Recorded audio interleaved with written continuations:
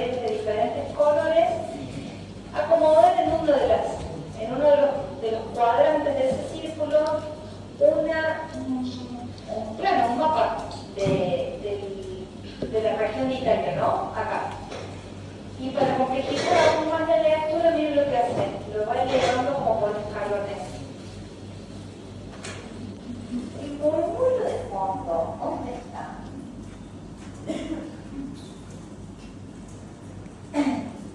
Levanta el plano ese como con una especie de lo rodea con agua, como para simular la idea de Italia como península rodeada de agua, y le genera como un telón de fondo.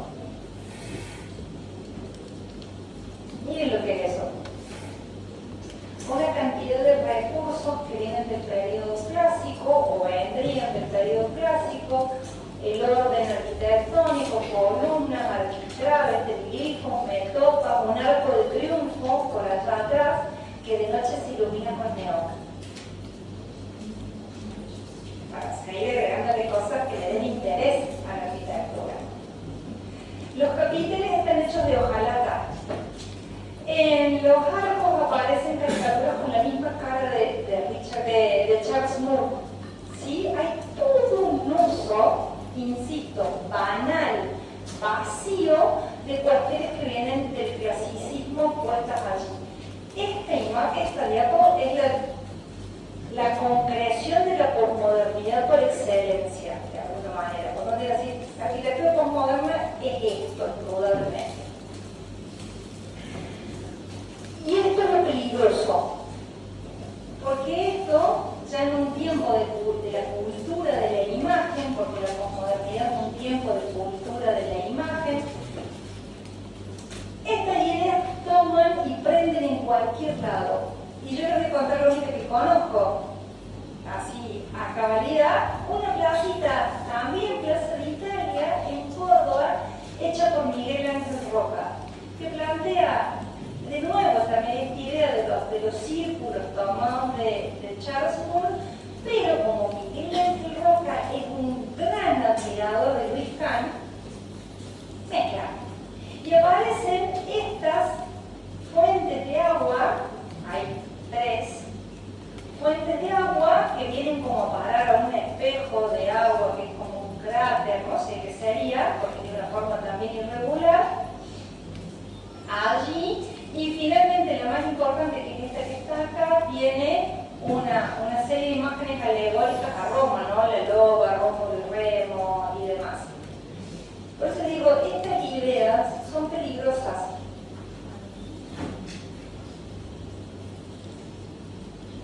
¡Se callan ya! Si no se van afuera, si ahora ya les puso presente, no hay ningún problema.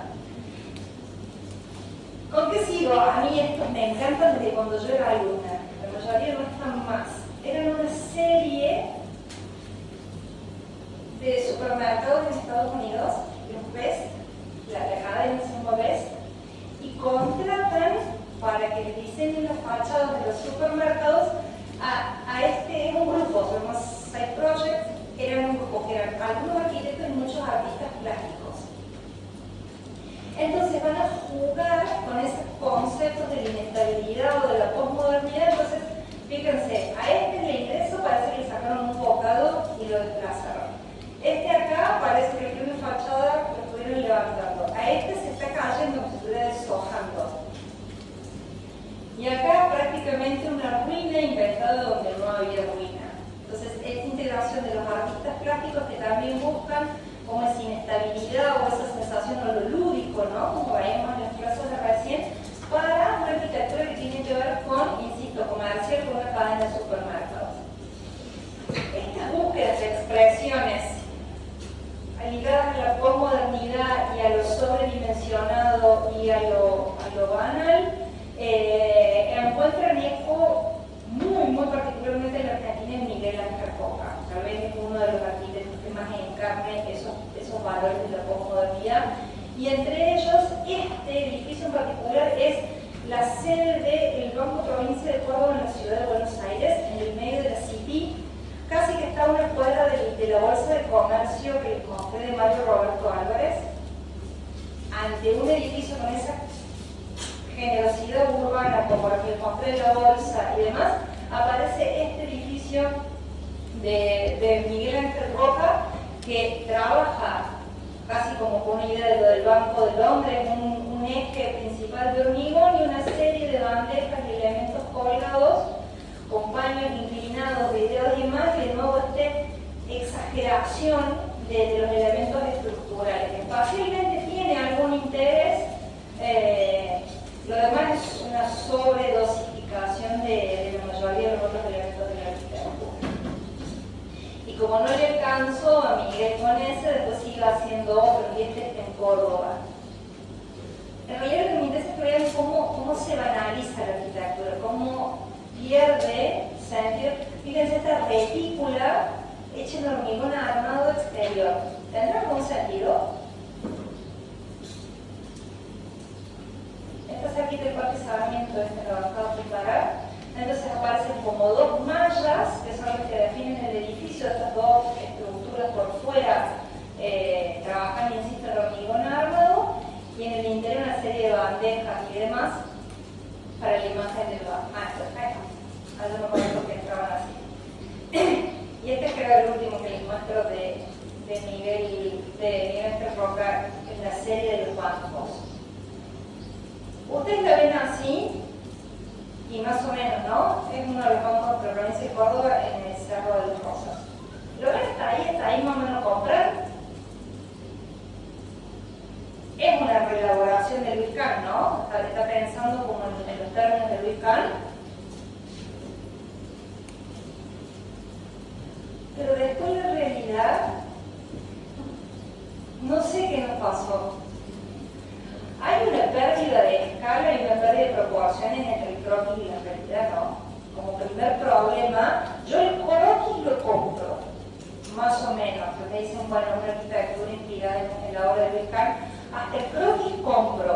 La materialidad, la realidad, la concreción del proyecto fue otra cosa, porque entraron estas otras cosas, el uso de los colores, los materiales y demás, y la verdad que el interior del espacio es francamente caótico. Por fuera es un caricaturizador, de alguna manera, ¿no? Como una caricatura, ya es como una toma en broma de esos elementos, y en el interior ni hablar.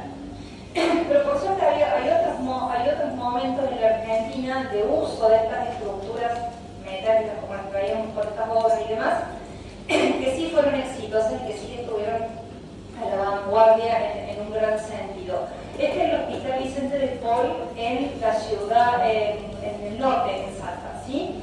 ¿Qué tiene este edificio? Este edificio representa en Argentina lo que se llama la arquitectura sistémica, que es otra de las tendencias que estaban en boga en ese momento. Y para mí lo interesante del edificio es que se resuelve funcionalmente, ¿no? Como se resuelve en la mayoría de los hospitales, que lo que prima son las circulaciones, las formas de las dinámicas de uso del espacio en lo sanitario, y después atendiendo a este factor climático del lugar. Miren lo que parece. Toda una cubierta metálica independiente del edificio prácticamente, que genera un enorme parasol y cambia las condiciones climáticas del edificio. Hace que el edificio funcione perfectamente y sin necesidad de estar, porque le da sombra en un clima muy riguroso, muy hostil. Fíjense los ambientes que va generando. Hay espacios que quedan permanentemente en una semi-penumbra o en una media sombra. Por un lado unifica, porque hay una cantidad de elementos, unifica ese gran techo y genera un acondicionamiento climático muy eficiente para esa arquitectura hospitalaria, que hace que necesiten mucho menos aire acondicionado, calefacción y demás. El hospital de urgencias también forma parte de esas búsquedas expresivas de Miguel Ángel Roca dentro de la posmodernidad. De nuevo, algunos elementos de Kant más unos elementos metálicos que están allí apareciendo, más una justaposición de algunos volúmenes de formas libres que no terminan de dialogar con el objeto. El problema de este tiempo serán las grandes, lo que hablamos antes, las terminales terrestres. Esta es la de Córdoba, que tiene alguna especie de hazaña estructural. A mí esta obra me gusta mostrarla, creo que más o menos todos la conocen, porque en realidad en esta obra se termina de producir el quiebre entre la arquitectura pública hecha por profesionales dentro de las dependencias y la obra pública hecha por concurso, donde lo que se consiguió de alguna manera fue un desprestigio absoluto del profesional que trabajaba dentro de las reparticiones públicas. Esta obra la hizo la Dirección de Arquitectura de la provincia de Córdoba, sabemos quiénes son los arquitectos, pero la obra no está firmada por ellos. La obra está firmada por la Dirección Provincial de Arquitectura. Entonces, la obra es de una calidad espacial y estructural excelente. A partir de acá, a partir de los 70, digamos, y entrando a los 80, viene todo un desprestigio de las oficinas públicas. Ya ni siquiera los profesionales quieren ir a trabajar ahí, y después en los 90 vendrá el calificativo de ñoqui, de los que van y no laburan y cobran, ¿sí? Entonces, a partir de acá, desde el principio de los 80, principalmente empieza una decadencia de las dependencias públicas referidas a la arquitectura y al urbanismo. Y se empieza a contratar todo por afuera, en concursos que no necesariamente recogen toda la información necesaria para la resolución del problema. Porque la base del concurso está la mitad de la información o un cuarto de la información que vos necesitarías para la resolución del problema. ¿Cuál fue la novedad de esto? Una estéril estructura colgada, absolutamente, si ahí están algunas fotos de época, una estéril estructura colgada combinada con hormigón. Esa fue la novedad de esta obra, y está a tono con la terminal de ómnibus de Buenos Aires, que sí fue un concurso público que se hizo en los 80 y que tuvo que ver también con una cantidad de obra pública que hizo el gobierno de facto en una necesidad de reivindicarse, ¿no?, públicamente, y mostrarse como un gobierno que hacía obra y demás. Y estas terminales, las dos tuvieron que ver, aunque esta se terminó después, tuvieron que ver también con el Mundial de Fútbol del 76 y demás, ¿no? El Mundial de Fútbol del 76 provocó, entre otras cosas, ¿no?, la remodelación o la construcción de una cantidad de estadios de fútbol que también son de ese mismo tiempo, que lo seguimos viendo hasta el día de hoy. El de Mar del Plata tiene los arquitectos, el de Mendoza Viñoli, el de Córdoba lo hizo Cepra, acá fueron Aslan y Asociados, ¿sí? Entonces, y estos fueron modificados solamente, pero los otros se construyeron de cero solamente para ser la sede del Mundial del 78. Mientras iba ocurriendo, y eso tiene como una correlación con la línea de lo metálico, de lo exagerado y demás, que se inicia con la plaza de Charles Murphy. Hay otra línea contemporánea que va a volver a beber de la arquitectura, y acabo de usar la palabra, de la arquitectura paradigmática de los 30 y de los 40, ¿sí?, en una reelaboración de esos volúmenes puros, del blanco, de la relación con el paisaje y demás. Y uno de los principales exponentes de esa corriente, que se llama esa corriente blanca en contraposición a la otra, es este señor Richard Meyer. Y esta es una de las casas, tiene muchísimas obras de Richard Meyer. Yo les he puesto esta casa como para que tomen una relación en que están aquellos principios, siguen apareciendo a lo mejor los pilotos, siguen apareciendo las ventanas corridas, siguen apareciendo una cantidad de elementos que vienen de aquella tradición, pero adaptados a otra forma de vida, a otra forma de uso de los espacios por parte de los comitentes que reclaman otras cosas, y entonces van a aparecer espacios de dobles alturas y demás que no eran propios de la otra arquitectura.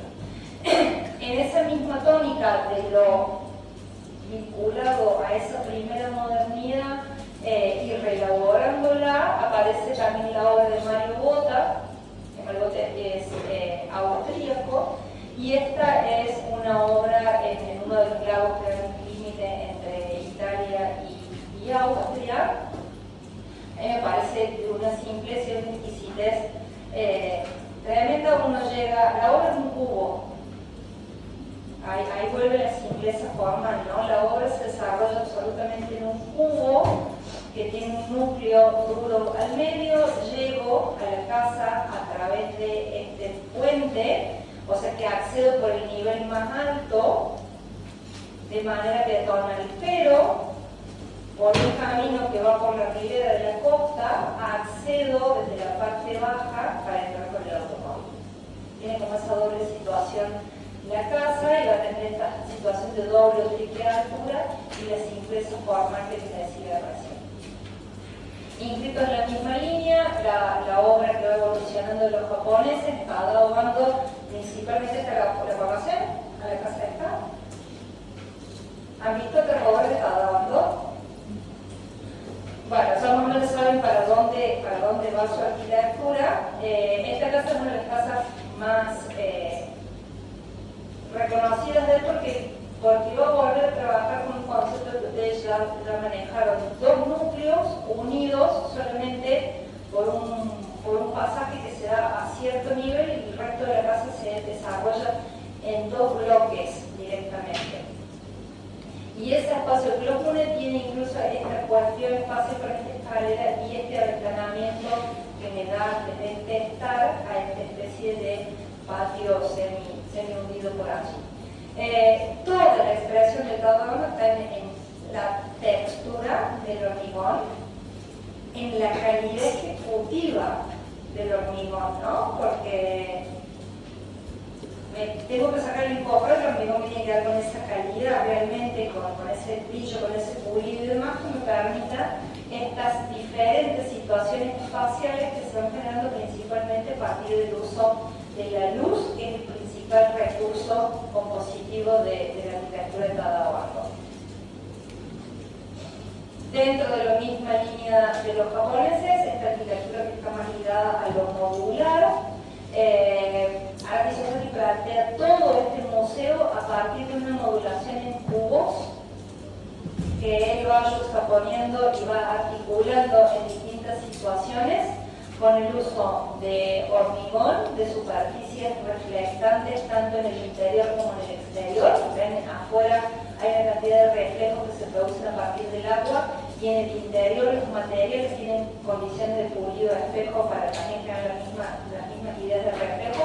Hay un énfasis en la lectura de esa estructura, de la claridad estructural, y se permite algunos elementos escultóricos o lúdicos dentro de esa composición tan estricta de los cubos. Fíjense que la composición estricta se repite incluso en los paneles de revestimiento, en el modulado de las aberturas. Hay una exacerbación del uso de la figura pura, la grilla y demás. ¿Y acá qué pasó? ¿Lo conocen? ¿Quién se lo mostró? ¿Qué materia? No se acuerdan de nada, son tan lindos. ¿Qué saben de la obra? Cuéntenme ustedes qué saben.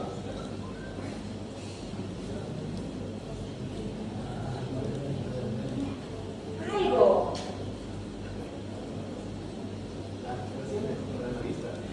Todas las instalaciones están en la vista, es una decisión proyectual, digamos. Y no solamente están en la vista, sino que forman parte del lenguaje comunicativo de la obra. Está en el medio de un distrito de París que está muy deprimido, ¿sí? ¿Se acuerdan que París está ahora en el distrito que se da todo lo que hablamos el año pasado? Bueno, está ubicado en uno de los distritos de París que en el momento de hacer esta obra estaba muy deprimido, y se piensa esta obra como un dinamizador cultural de ese distrito.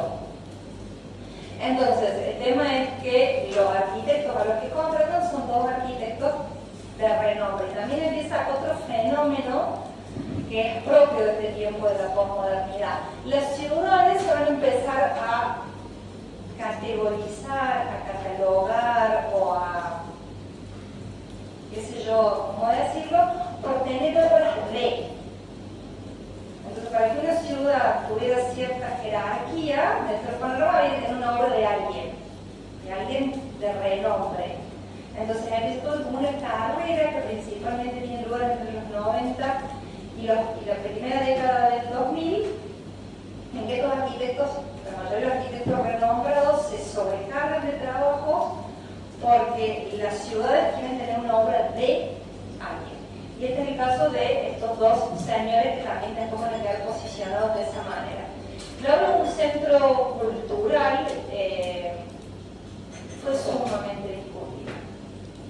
Ya ahora lo tenemos todos internalizados, pero fue sumamente discutida la obra, incluso era discutida, repelida y demás hasta finales de los 90. O sea, la gente no terminaba de apropiarse de este objeto que tiene esta imagen, esta impronta. Después en el interior, los espacios de exposición y demás, más allá, como decíamos, que tienen instalaciones de la vista, son grandes espacios vacíos, flexibles para permitir las exposiciones y demás.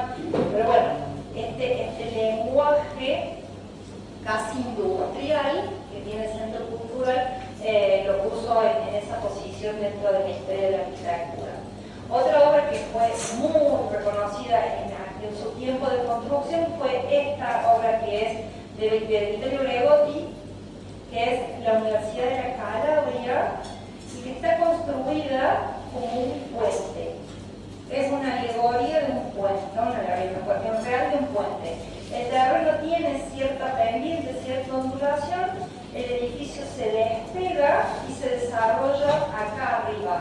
Las aulas y demás, todo colgado de este puente, en una solución que va teniendo una sucesión de bloques en los que se van articulando las distintas facultades, la biblioteca y demás. Ninguna foto le hace la justicia necesaria a este edificio. Es como un edificio que se fotografía mal, porque yo he caminado por acá abajo y no tengo fotos mías, malas mías, pero tiene una condición de relación con el paisaje, de integración muy, muy, muy linda. Y otra obra, otro personaje que también nosotros tenemos que presentar en la materia, aunque después, como Ventura y vaya a querer olvidarlo, Aldo Rossi, hay otro arquitecto de bastante importancia en los 80 principalmente, que tiene alguna cosa ligada a la arquitectura de Cannes, principalmente en el rescate de la tradición compositiva, ¿no? Fíjense, esto es una escuela. Si yo le pongo la planta, esta planta peor, se tragan todos del siglo XIX. Y después va a la historia, principalmente a los periodos del Renacimiento y del manierismo, a buscar un repertorio formal que lo ayude a ejecutar la obra. También Aldo Rossi, un personaje de mucha relevancia en ese momento y que después, por esta arquitectura excesivamente formalista, tampoco trascendió demasiado. Tiene obra también en Venecia y demás. Y hablábamos de los 60 y de los 70 en Argentina y les puse acá aquello que les dije relacionado con principalmente el Mundial del 78. El Mundial del 78 dio vuelta a buena parte de la cultura argentina en el sentido de la modernización de la cultura. Porque ya existía el televisor a color, no se ríen.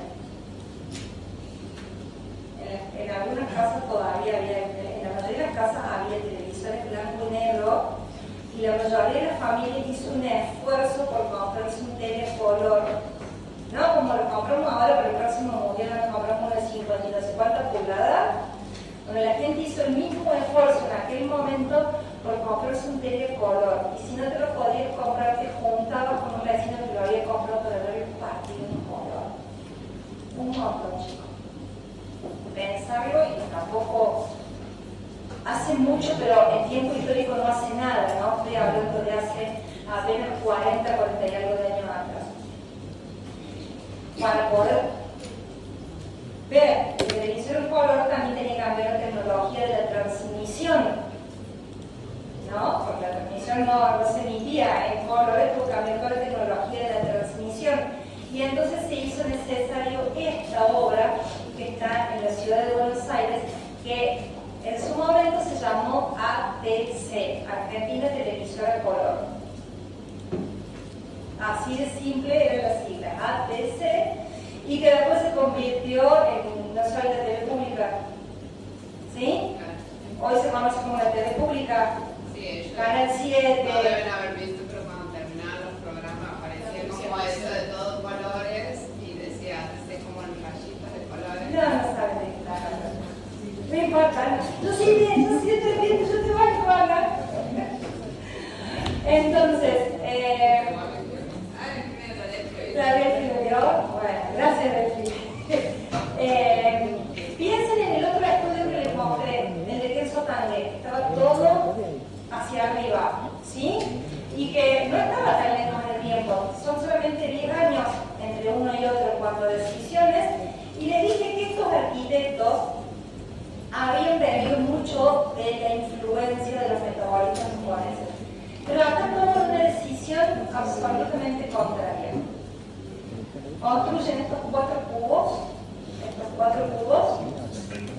que son los 4 estudios de televisión. Al tener el cubo ciego hacia el exterior, tengo esa condición de iluminación controlada y demás que necesita la tele. Tenían 4 estudios simultáneos, o sea que voy a estar grabando, preparando el programa que sería en uno o en otro estudio. Entierran una enorme cantidad de instalaciones y demás que se van a terminar vinculando, ventilando de esta forma, pero acá el nivel del suelo está por allá, genera estos patios ingleses y demás para albergar todo el resto de las instalaciones que son necesarias, y le regala a la ciudad una enorme plaza o paseo público. ¿Sí? Esas fueron las decisiones de la Mateo, la Sánchez Gómez, Santos, Falsón y Miguel. Y esta obra se les muestra porque abrió un concepto en la Argentina inexistente hasta el momento. Otra obra de Mario Roberto Álvarez, se llaman las galerías comerciales o las galerías jardín, también se llamaron de esa manera. Es un proyecto que tenía 3 elementos: una galería comercial, una torre de oficinas y una torre de viviendas. Me interesa, estas son las torres que no, me interesa esto, que fue en realidad el área comercial, está sobre la calle Florida, en Buenos Aires. Miren la imagen interior. ¿A quién les hace acordar? Hoy. A un shopping. De alguna manera abrió el concepto de las superficies comerciales en Córdoba, en Argentina. La obra está en Buenos Aires, y acá después se van a desprender todos los shopping centers de alguna manera, con esa idea de las bandejas, de la articulación espacial, nada más que este era a cielo abierto, porque una galería comercial, entonces tenía la posibilidad de todo este verde y demás. Si van a Buenos Aires, hoy están la mayoría de los locales vacíos, o sea, no tiene una imagen como esta que ustedes ven acá, pero vayan a verlo para que aprecien y disfruten de la calidad espacial que tiene, de la articulación espacial que tiene esta obra de Mario Roberto Álvarez. Y con esto voy a ir terminando, porque esto es otro producto de la posmodernidad. Y se los muestro, aunque esté en Córdoba, no es por capricho de Montevideo de Córdoba, se los muestro porque es un arquitecto, lo reconocen desde acá, desde esas obras. ¿Alguien se imagina quién estoy hablando? Yo falleció, hace un arquitecto que definió la imagen urbana de Córdoba. José Ignacio Todo Díaz, que encontró una beca específica física, en la tipología de los departamentos para estudiantes que llegan a Córdoba a la universidad y que, como lugar privilegiado para el desarrollo de esta tipología, el barrio de Nueva Córdoba también definió el carácter que hoy tiene el barrio de Nueva Córdoba, porque la mayoría de estos edificios, la totalidad, están localizados en Nueva Córdoba. Entonces, a partir de la sustitución del tejido anterior, tejido existente, casas principalmente de 1 o 2 niveles, Todo Díaz desarrolló una empresa constructora, Díaz Lozada de Moción Sorsi, Díaz Lozada y Sorsi eran ingenieros y los otros dos eran arquitectos. Entonces, a partir de allí, ellos desarrollaron una empresa que descubrieron un nicho comercial primero, ¿no? Descubrieron la vacancia de departamentos para los estudiantes. La imagen urbana que nos dejaron es muy buena.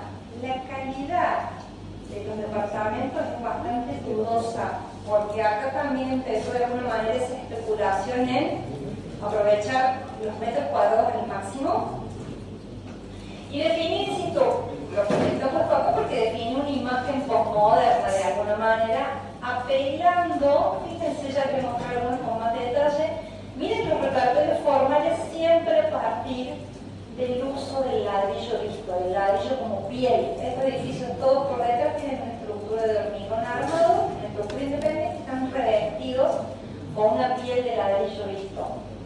¿Vieron que en Córdoba se cayó una piel de ladrillo visto hace 3 meses? ¿Lo escucharon?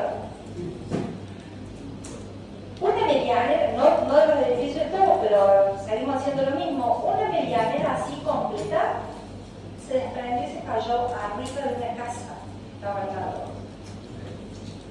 Hay un muerto, un montón de heridos, a la casa funcionaba un bar y demás. Entonces, es una técnica la que instaló Córdoba que tiene sus bemoles, tiene sus particularidades, porque esto sigue siendo un peso importante de ladrillo sostenido con unos alambritos a la estructura y que en este caso fundió de muchísimo viento. La despegó el viento. Pero nosotros en Córdoba tenemos sismo. No hemos tenido uno lo suficientemente fuerte para construir abajo la mitad del ladrillo visto, pero ¿por qué no? Digamos, esa es la realidad. Entonces les decía, esto es a lo largo del Boulevard San Juan, de Hipólito Yrigoyen y principalmente de la Cañada, Todo Díaz define esta imagen urbana. Ahí hay un detalle de uno de los edificios más emblemáticos de él, que es el Florida, que tenía todo este escalonamiento, el Boulevard San Juan y Cañada, que tenía todo ese escalonamiento, pero ya ven, miren lo estrecho y lo complejo de los programas. Este lote no lo habían podido comprar, ahí había una casa y al lado está el otro edificio Florida, que es este, uno es escalonado y el otro genera esta vibración de los balcones como en zigzag. Y a medida que fue pasando el tiempo, empezaron a aparecer las formas vacías de significado, poner las escaleras adentro de estos elementos circulares, generar estos triángulos por allí, o todo estas cubiertas que corresponden a los Calicanto, a la serie de los edificios de Calicanto, que tienen todas estas veletas o estas formas acá, que recuerdan a la arquitectura de Aldo Rossi, que veíamos hace un ratito y demás, que era uno de los italianos que estaba más o menos en boga en ese momento. Y para terminar, llegó otra línea, al final de este tiempo, llegó otra línea, otra corriente. Si había una que estaba en la estridencia, ¿no?, que tenía que ver con la Plaza Italia y todo lo que de allí se desprendía, otra línea que había vuelto al blanco o al hormigón y a la luz y demás, mirando las obras de Le Corbusier principalmente. Esta línea, esta última línea, va a mirar excesivamente lo tecnológico y no en los términos del centro Pompidou, sino aquí en un alarde de los materiales y de la tecnología, y Richard Rogers va a ser uno de los principales exponentes en la ciudad de Londres y en algunas otras ciudades inglesas. ¿No? Vemos toda la estructura metálica, vemos un uso de los materiales reflectantes metálicos y demás. El edificio es la casa central del Lloyds Bank. Todo bien con lo que les estoy mostrando. Miren dónde, porque los ingleses tampoco dejan que les tiren lo viejo. Miren la casa central del Lloyds Bank donde queda. ¿La ven ahí? Aplastada. Comida por el otro edificio, fagocitada por el otro edificio. Entonces, esto también de alguna manera será la apertura de las puertas del infierno a una cantidad de situaciones con el patrimonio y una cantidad de legislación que se va a ir replicando no solamente en América Latina sino también en Europa, de una salvaguarda parcial de los testimonios. Entonces, que mientras dejes la fachadita puedes demoler todo lo demás, que mientras dejes un testimonio que me haga acordar que ahí estuvo tal cosa. Y hoy, a la luz de estos resultados, quienes trabajan con el proyecto de patrimonio arquitectónico se cuestionan cuál es la validez de esto. Si no es preferible que nos quede una linda foto de cómo fue el edificio y darle a lo nuevo, si es la decisión, el espacio que tiene que tener, y no hacer estos híbridos o estas competencias. Esa palabra es una de las palabras de este tiempo, lo híbrido, lo indefinido y demás. Y al final de todo aparece este otro señor. ¿Se acuerdan de Philip Johnson? La casa de vidrio, la Tessie House, su colaboración con los edificios, con el Seagram en la obra de Mies. Yo me pregunto dónde fue a parar ese Philip Johnson que termina haciendo esto, casi al final de su carrera, en la década de principio de la década del 80 casi. ¿Qué dicen ustedes? ¿Qué pasó? Está en este contexto de otros edificios históricos, hay otras torres. El edificio, les puse esta fotito al lado porque el basamento que empieza, y fíjense la palabra que dice el basamento. El basamento del edificio está acá abajo y es esto, una especie de arco de triunfo reelaborado. Y cuando ingreso a la planta baja me encuentro adentro de una terma romana, más o menos.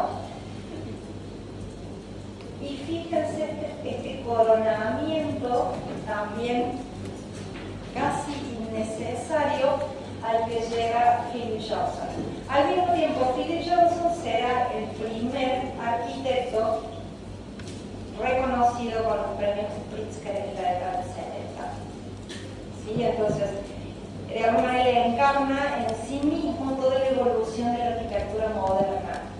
De haber empezado siendo uno de los arquitectos que trabajaron junto con Hitchcock para la definición del catálogo del MoMA, de la arquitectura que va del 22 al 32, o sea, casi en la definición de lo que fue la arquitectura moderna y lo que fue la arquitectura moderna paradigmática, pasó por una serie de experiencias y reflejó nuevamente el espíritu de su época. No es que yo me pregunte en vano qué pasó con aquel otro Philip Johnson. Philip Johnson siguió reflejando el espíritu de su época al hacer esta arquitectura postmoderna, banalizada y vacía de significados. ¿Sí? Bien, entonces, la semana que viene, ustedes van a leer un libro. Parece largo, pero tiene muchos dibujos y muchos gráficos.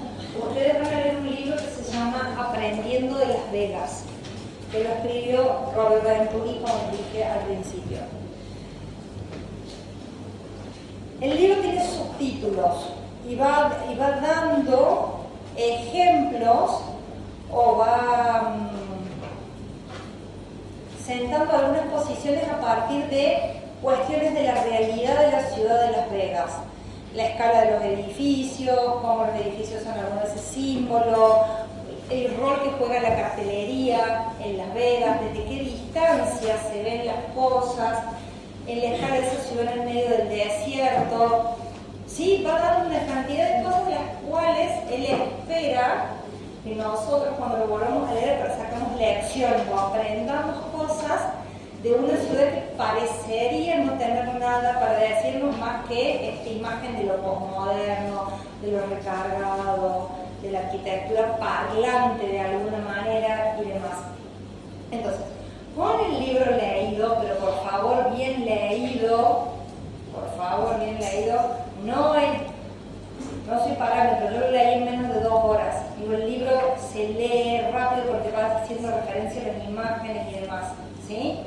Entonces, con el libro bien leído se traen incluso sus apuntitos, sus notitas y qué sé yo.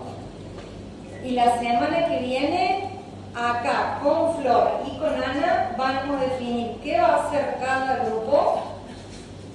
Y seguramente la propuesta va a ser también un poco de debate, porque a lo mejor algunos párrafos o algunas cosas no las lleguen a cerrar, o les falte información o lo que sea, entonces que las profes las ayuden a cerrar el tema, ¿sí?